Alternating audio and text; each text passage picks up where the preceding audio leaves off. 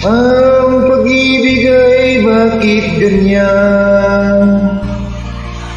Matapos mabuntis, biglang iwanan. Dati kang mahal, ngayon'y walang pakialam. Yun lang. Kaya't ikaw ngayon ay single mom. Mabuti pang umibig ng afam. Bibigay lahat ng iyong kailangan.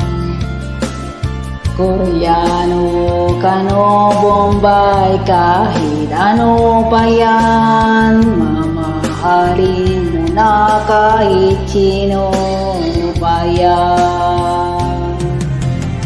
Mahal kita.